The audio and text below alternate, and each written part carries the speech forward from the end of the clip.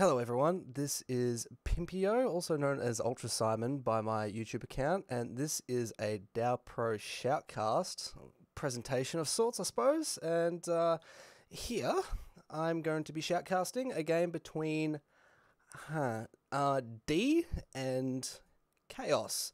Their actual names, I believe D would probably stand for Ding, the person who, the community member who posted these replays, or this one in particular, and Chaos, I wouldn't have any idea.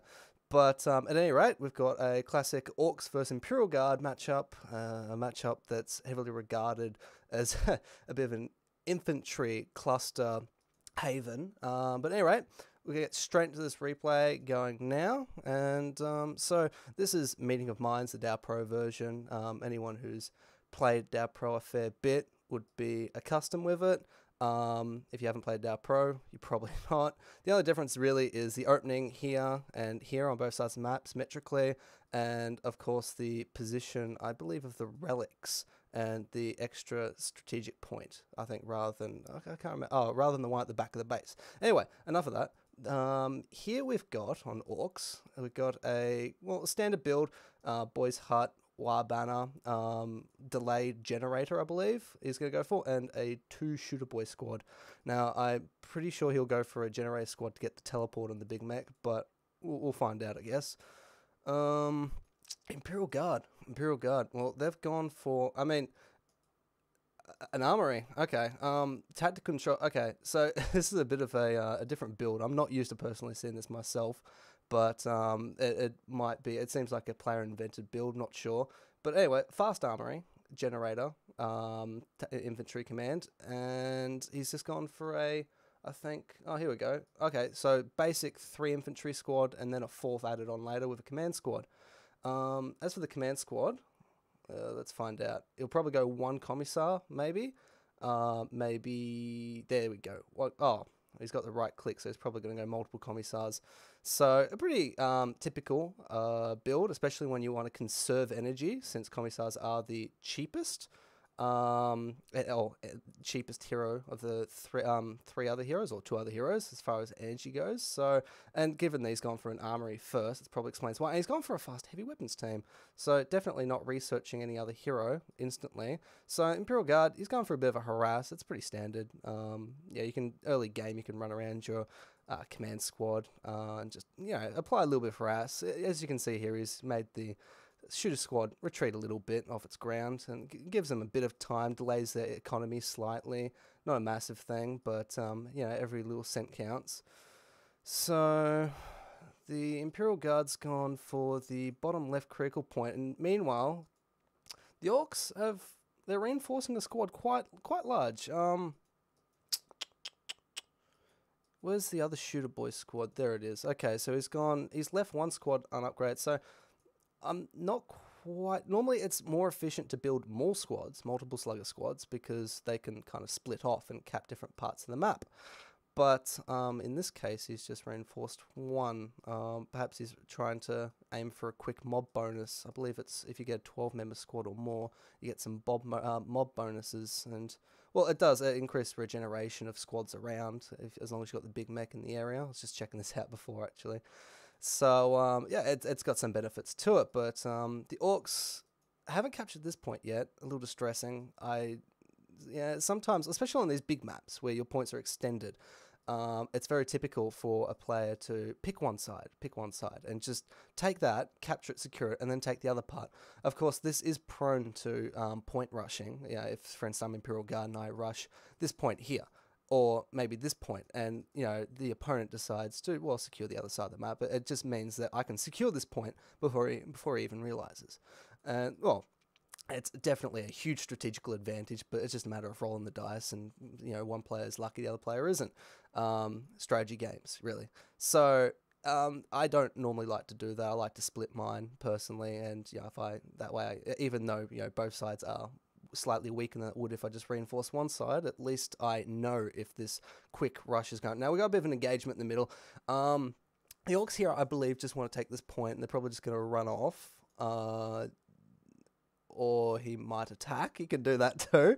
The sluggers, look at them get torn apart. Complete drop. I mean, at the same time, he's capping this point, and I believe he's capping that point. He's just recently captured that, but he's lost a lot of sluggers, and the heavy weapons teams at the moment, they're doing a lot of damage. Now, I believe some of this, one interesting thing, take note, there are three commissars there, right?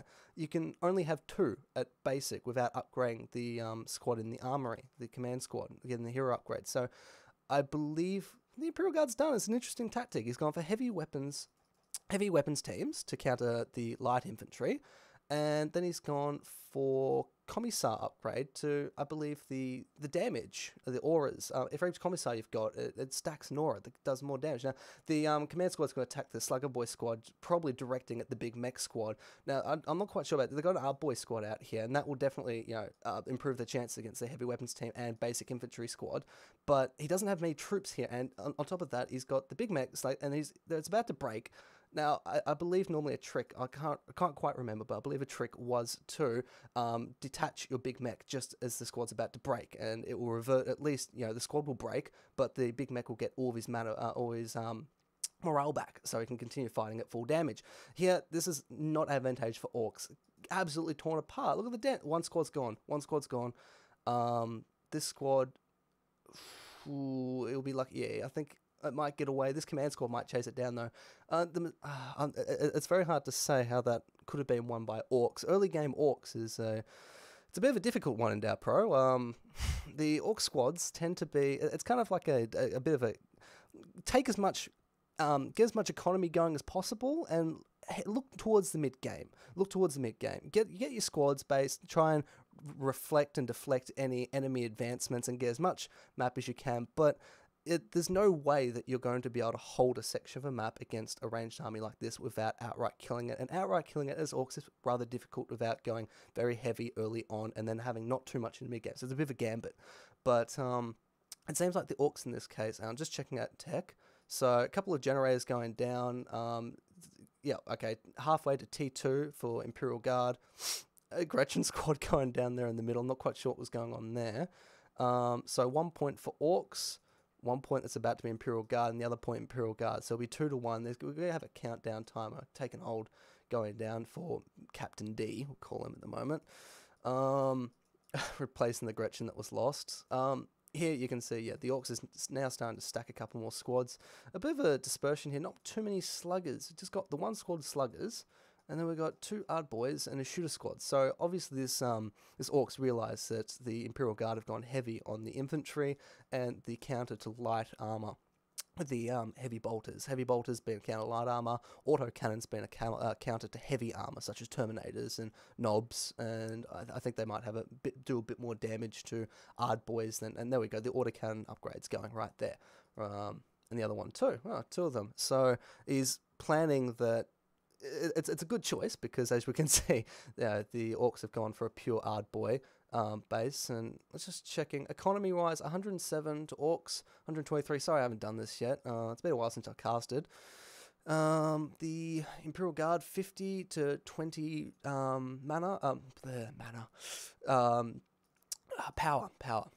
and they're going straight for the mech. So maybe he might go for a Chimera, maybe he won't. Oh, he's already got a Chimera out in the field. So the thing with the Chimera choice is, I think maybe the Imperial Guard, what he's thought is, well, I've got a lot of infantry, and I've got a little bit of a counter to heavy infantry, but I don't have all that much. Like, my infantry is just going to drop really quickly. My bread and butter of my army is just, it's going to fall apart. And as you can see, look at this. Full army of mostly Ard Boys, a slugger squad with a teleporter mech, and a shooter squad with 2 big shooters. I'm not quite sure to what degree they've started upgrading. I might swap to Orcs so I can see upgrades if there's any. So, look, that squad, just from chasing it, range sluggers, they got to run. They don't have too many choices. But with the Chimera, at least at this point, before tank busters or anti-vehicle can come out into the field, look at that. Torn to shreds completely, really quickly.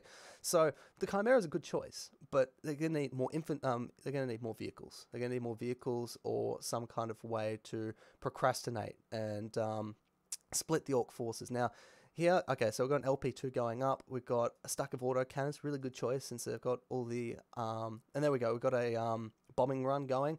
And the orcs, they teleport at the back. They realize that there's a bit of a weak spot at the back, and they're probably just going to go for a bit of a pincer here.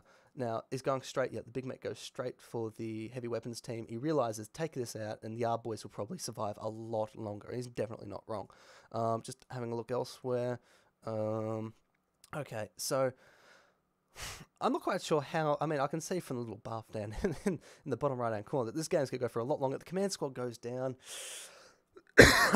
Sorry. And the Chimera is... too late. Chimera... Oh, but they don't know. What are you doing, Ox? What are you doing? He's backed off a bit. He's decided to take the listening post. But the listening post, I don't think it's doing that much damage. I mean, it's definitely not killing orcs as fast as they're reinforcing. I would have personally gone and just taken out that Chimera. Got the surround out, because DoWpro... vehicles can't push infantry out of the way. No. So if you trap a Chimera like that in a corner... Although you don't have any anti-vehicle, you're still going to take it out because it can't move, and it's definitely not going to kill your squads. They can't kill your squads, so you're going to take it out. So what he should have done is, rather than moving, is just maybe pressed A or whatever the attack move button is, hotkey that you've got plugged or whatever, default hotkeys, grid hotkeys, whatever, and just attack moved, and it would have just attacked the Chimera, and then just right-click the Chimera to be safe. And it would have taken it out eventually. And then the Imperial Guard, they've only got, now they've got a Hellhound. They've got a Hellhound. It's a good choice, because it's an AoE damage. It also burns moral. But at the moment, the Imperial Guard, what they really need is not either a lot of concentration fire that will take out squads faster than they can cover distance, or they need this AoE to go, and something where they can just kind of dance around and not die. They need to, like, they can't be getting trapped here. That took too long for him to run out of the way. So now he's got the Hellhound stuck rather than the Chimera, and the Hellhound's going to drop. Really, the Chimera's expendable. Chimera's not. The Hellhound isn't, definitely. It's doing all the damage here. He realizes this Hellhound's gone, so he's teleported, and he's got the tank zap upgrade. So he's realized that there's a couple of lone vehicles they can't really deal with quickly, but it's fine if you can immobilize it for a bit. So at this point, I mean, Sentinels are being pumped out by the Imperial Guard. I don't know if the Orcs are going for any sort of vehicle. Orcs are floating a little bit of power, but not all that much requisition. However, the Imperial Guard putting down thermo... I was looking for that. Wait, I knew you would do that. The Imperial Guard has decided heaps of infantry, so I'm going to go for as many vehicles as possible, and if I can get that crossover and get him to invest into anti-vehicle, then perhaps I might be able to push it back, and at the same time produce an army that will be able to deal with everything, because the Imperial Guard does have the potential to build an army, if it can build it faster than the Orcs at this point, that will deal with everything. However, the Orcs do, the Imperial Guard risks taking too long, and the Orcs reaching critical mass. Now, critical mass Orcs, Imperial Guard can defend on a large map like this, but it's quite the strategical feat. Now, two Sentinels, one's been upgraded to Flamer, good choice. The other one's still an autocannon. I don't agree with that. Like, just have a look at that. Okay, so the shooter boys are dropping, but it's about 2 seconds to drop one Orc. That's not enough. What you really need is to maximize a combination of AoEs that will, one hit, for instance, one grenade launcher. Well, grenade launchers would be fantastic now, because if you can paralyze the Orcs long enough and delay them, as I said, if you can kill them faster than they can transverse distance towards you, then they will never, you won't lose anything, or your casualties will be minimum, and the Orcs won't win. So if you've got grenade launchers, for instance, it knocks them around, scatters them, and it does AoE damage. Not much, but it's when we're talking about slugger boys, it's the exact same amount of damage than a plasma gun. If we're talking about our boys, the plasma gun will do a lot more now. The Orcs have decided, okay, I'm not going to try and push this point, because the Imperial Guard have really settled down. Now they're going for Ogryns, they're going back for the 4 commissars. Now at this point, as I said, the being able to deal AoE damage and stop the Orcs from progressing is quite critical. So rather than going for all these commissars and the DPS aura stacking, I would be going for one or two psychers, one psyker on this squad at least, because at least that way you can, and then build another separate one, add it to a unit or whatever, as long as you've got a separate one, so you've got the second spell cast of the AoE lightning jolt ability, and he needs that to stop the Orcs from progressing, and if he can cast that twice a fight, he's doing great. Now he's going for the Inquisitor. Now the problem is that the Imperial Guard right now, they're fighting in heavy cover. although they've got plasma guns here, they've got heaps of infantry, they're pretty safe here, they're just shooting, not being tied up or anything. The orcs, any unit that's in heavy cover, it's a melee unit, or any unit, suffers range damage less, and in heavy cover they also deal more damage and they have a higher moral recovery. So at the moment the problem is that there's more melee units on the orc side than there are on the Imperial Guard side, and they're trying to fight them in the heavy cover. So it's not really in the Imperial Guard's advantage. Now, although they've got like a hero command squad, Ogryns mostly an AoE kind of dispersion, so they're probably hoping that with the Ogryns they can knock the Imperial Guard around the orcs around enough so they don't do enough damage to kill them and then kill them off with the range. But it's not happening. Oh, I missed that. I'm sorry. Oh, that was a grot bomb, I think. So that was sneaky. They put down a little bomb here, and I think the Imperial Guard was probably doing the exact same thing as me, looking over that, and boom. You only noticed at the last second as you saw him running away. Now, Killer Can's come out. Imperial Guard are completely unprepared for this because they've gone for the orcs have managed to push. Now, for an orc, this is a great position to be in. You've got your army set up, and you've got the enemy opposition is having enough problems trying to develop an army to deal with your infantry portion of your army. And now you can mix in vehicles. And the problem is that the counters to vehicles, although he could just pop out 2 las cannon heavy weapons teams, and if the orc's not on the ball, it will eventually wear down the Killer Can. But is he building them? No, he's not. He's pop capped too. He's gone for another Ogryns squad. Now, at the moment, the orcs have got I would imagine a severe wreck advantage. 101 to 84. I mean, it's not quite 20, but it's still quite high. And look at this. He's going to tear out all the generators. He's very lucky that he's got a super generator up here.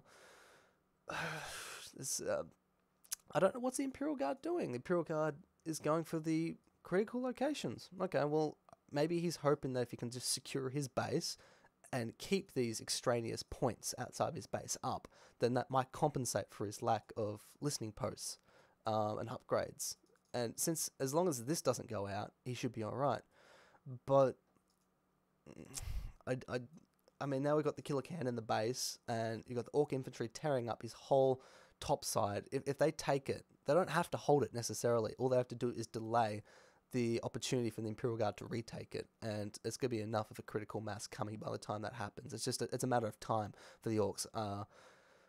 Mind you, again, I'm glancing down at the playback progress bar, and it's telling me otherwise. It's telling me, Simon, you don't know anything about what you're saying. It's definitely not going to work out that way. But las cannon being upgraded on the Sentinel, I feel that's a little inefficient. But since he's got so much vehicle pop left, he probably can afford to get away with it. Now, all these squads are broken, but it doesn't really mean anything for the Orcs at this point. If it was me, I would perhaps be looking for an escape route. He's done enough damage. He doesn't have to do any more damage. And he does risk that if, for instance, if the Imperial Guard can start knuckling down and stopping and dissenting the Orcs' path of destruction, as per se, then the Orcs will be spending more money than they are dealing damage. And at that point, that's when it's time for the Orcs to go home. Killer Can's kind of puffed out. It's just kind of sitting there. Just yeah, I'm a Killer Can. I don't have to do anything. I'm cool like that. And Killer Can, cool like that's going to drop like a heap of trash. And there it goes. Now, the Imperial Guard surreptitiously have taken over the top points.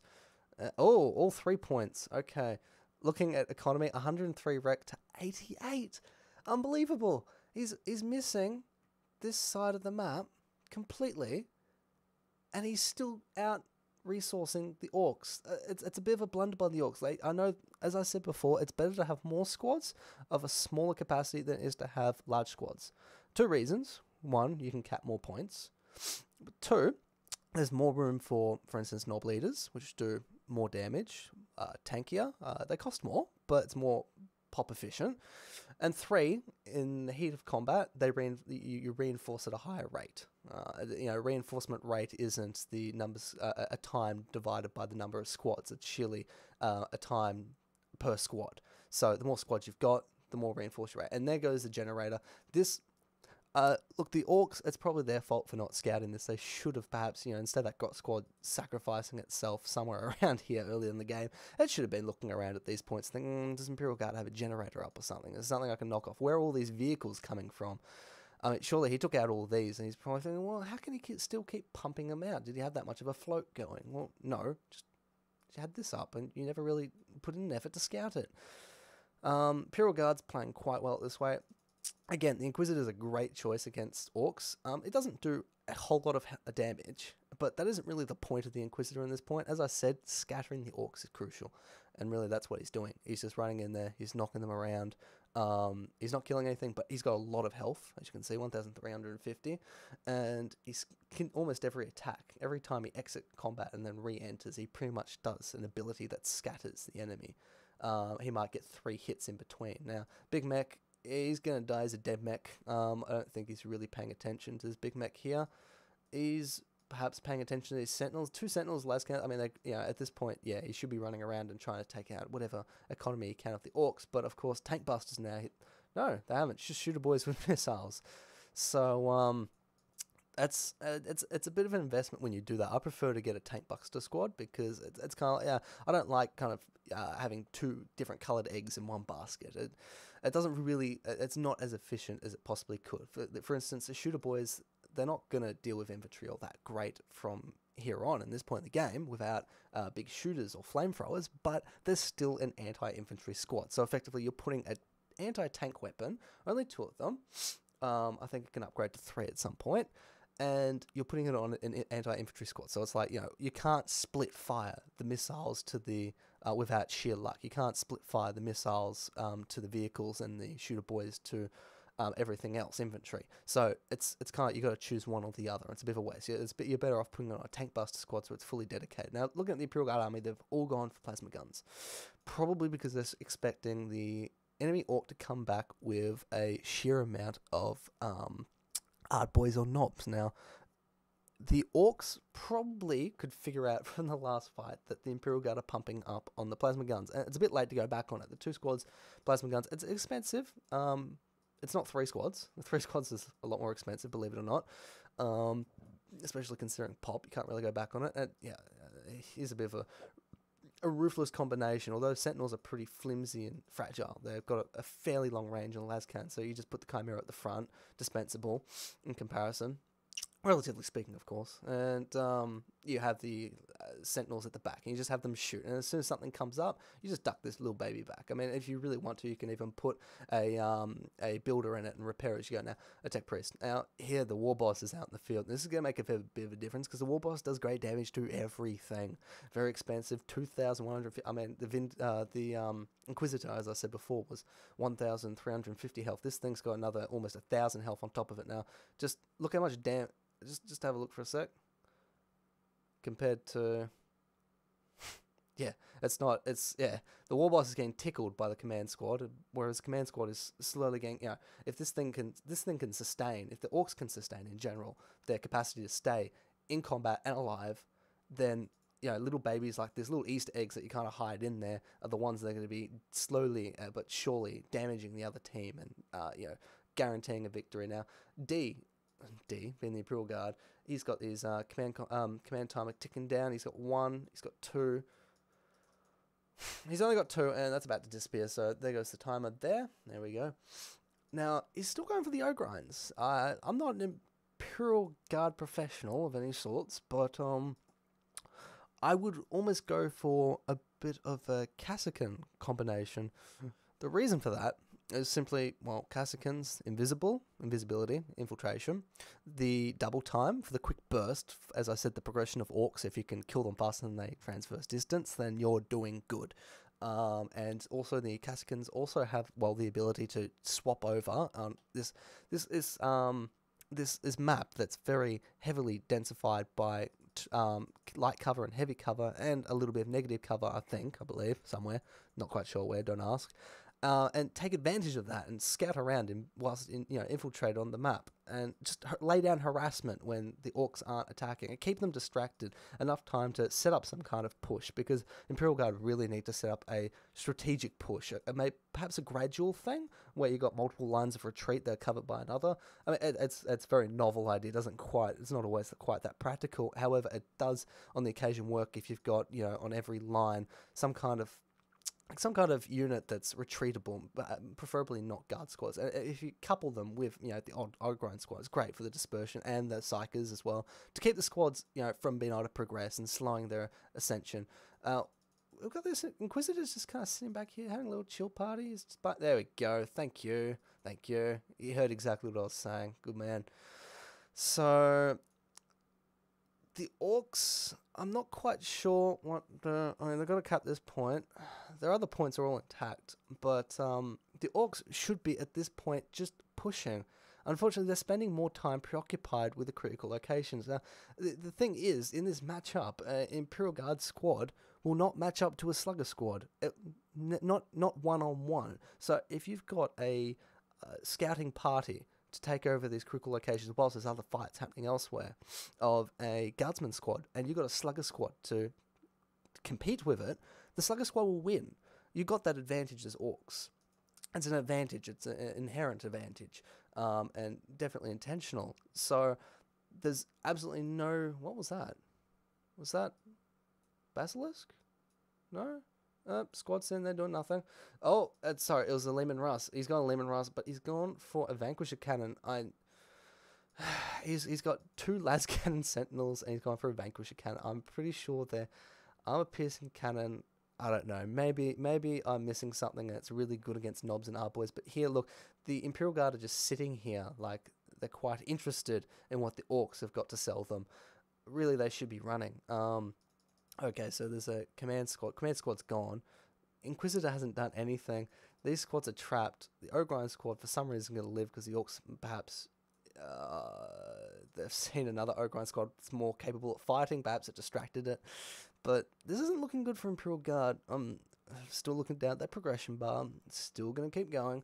But I'm not quite sure why. At this point, orcs could put the game away. However, having said that, the Imperial Guard have had multiple opportunities whilst having multiple sentinels up and Ogrine squads up to do, multi-side harassment.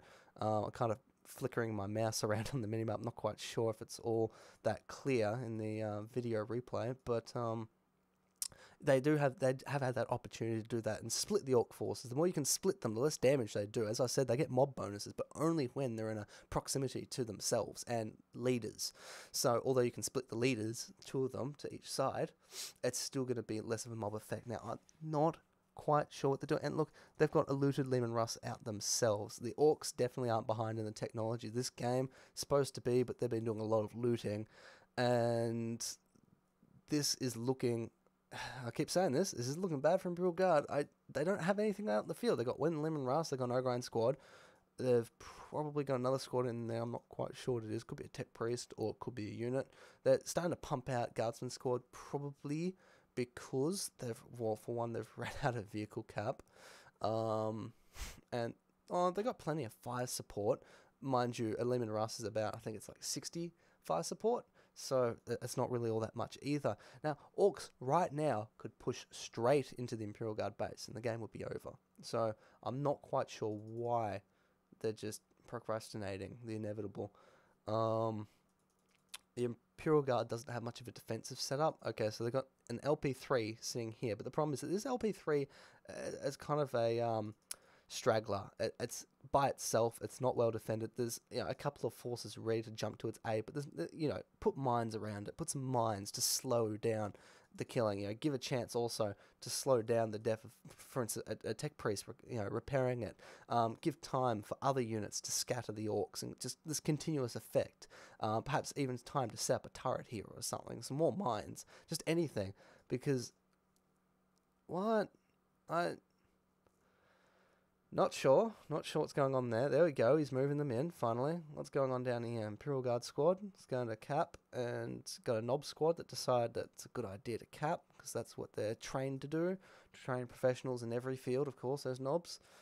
Why not put them on capping orders? And oh, a well placed. Wow, well placed, well placed. That's the kind of disruption and AoE damage I'm talking about. I mean, if he just had that LP3 still up, some mines and a turret or two, this orc army might have been completely halted. Now, you can see the little glow here. This is the mob bonuses. I'm not quite sure how many orcs. I mean, I can take a little gander at it, but at 81 pop, yeah, he's probably looking at somewhere around 80 orcs. That's probably, I think, the maximum tier of mob bonus. I think it's somewhere around that point. So he's getting a fair bit of health regeneration, a damage boost, a morale boost, a resilience to just about everything under the sun. More scattering, yep, need more of that, but I mean, he's also got to start microing. He's got to start microing these vehicles out of the harm's way. Just keep dodging and just progressively retreat. Have more progressions. As I said, mines, fantastic. Turrets, fantastic. Infantry squads with grenade launchers, fantastic. Leman Russ with Vanquisher cannons, not so much. Not when you've got the Sentinels with the las cannons. I mean, the problem is it's too much into the anti-vehicle. He needs more into the anti-infantry, and a Chimera is just not going to cut the pastry at all. So he's got the infantry squads kind of roaming around. I think he's looking at perhaps maybe trying to secure a critical victory. I don't quite see that happening at this point. I mean, it's possible, but the orcs would severely have to neglect. I mean, it wouldn't be the first time that I'm sure if you're a DoW player and you've played this game, which I'm sure if you're watching this, you've definitely played DoW before, but it definitely wouldn't be the first match that either you or I have lost from, complete neglection of the timer there and the numbers involved. Yeah, it's normally when you start hearing the red beeps that you realize, oh, there's only 5 seconds left. Whoops, that's a mistake. Now, this progress bar is still going, so apparently the Guard are going to hold out. I don't see how. I'm going to call this game. I reckon it's over. Orcs, I mean, well played in the end. They had a really good army composition. Every time, at first they saw the anti-light infantry, they went for the Yard Boys. They saw the vehicle dedication to anti-infantry, and they saw the upgrades still, Sentinels with anti-infantry upgrades go up, and they thought, well, I'll go for the vehicles. I believe at one point, I didn't point it out at the time, but there was a track laying here that would have helped. I mean, it would have countered the Imperial Guard entirely, and anti-infantry, or at the time. After that, he went for the killer can, and that was, what he really needed, something that could, take all anti-infantry like it was nothing, and then be able to kill vehicles and infantry as the like. So he's still got this Leman Russ kind of pounding at these orcs. These orcs, I mean, they don't have to retreat. All they have to really do is take out this tech priest. They can kind of do like a jump in, jump out, but I believe the tech priest will always jump out the same side, irrespective of what he likes. So all he has to really do is regroup all these orcs onto this side, and he'll eventually kill those. And it might be like, really it should only be about 2 sets worth of jump in, jump outs before both are dead. So there's not going to be much repairing. He could have taken it all out. I suppose maybe I didn't see that because I'm not on this team, but he actually had a fair few squads hiding in there. Perhaps that's where all the damage was coming from. Command Center is loaded with squads, full slots, does a fair bit of damage. Not as much as it once upon a time used to, which was quite crazy and amazing for turtlers and aggressors alike. But with the classical forward field command builds and the progressive kind of turtle turret jumps, but definitely not anymore. But combined with the disruption and damage a Leman Russ battle tank can put out, not so much the Chimera, I don't think. It's enough to push back the orcs apparently. So if I have a look, 3,000 requisition has been floated by the Imperial Guard. I'm sure you can all imagine how much infantry that can buy if you would simply lay out some infantry commands, get some upgrades going, get those pop caps going up, and just pump out some units, and for God's sakes, put some grenade launchers down. I mean, at the moment, yeah, sure, okay, knob squads, that's fine. But it doesn't hurt to mix in 1 or 2 grenade launchers, even if it means just slowing down 1 or 2. I mean, I know it's a trade-off for plasma guns, but the idea is you should have so many infantry squads that it's a struggle to choose. Do I go all plasma, or do I throw 1 out of 100 into a grenade launcher? Why not? You know, it's not a big deal when you've got that many infantry guardsmen on the ground now. This is a nasty army, and this could turn even nastier if we get some power claws going. Now, apparently, he hasn't got the... He's maybe been neglecting researchers. Of course, it's hard to tell because I can't see what level the researchers are. And I'll be honest, there's too many spam things going down the left-hand corner to really pay attention to it. So, just having a look, I suppose he's neglected it, but he really should be going into it. I normally go orc defense and then attack, more because it's more important to get into combat than it is to kill things once you're there. Yes, really true. It slows down the reinforce rate of the enemies, and if they're tied up in combat, then they're not shooting you.